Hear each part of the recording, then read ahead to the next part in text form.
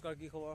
আহিলোঁ আপোনালোকৰ মাজলৈ অকণমান ওলাই আহিলোঁ, তাকে কিছুমান দৃশ্য দেখাওঁ বুলি ভাবিলোঁ আপোনালোকক। মই এতিয়া আছোঁ আপোনালোকৰ বাগানৰ মাজত আছোঁ, ইমান ধুনীয়া এটা পৰিৱেশৰ মাজত আছোঁ।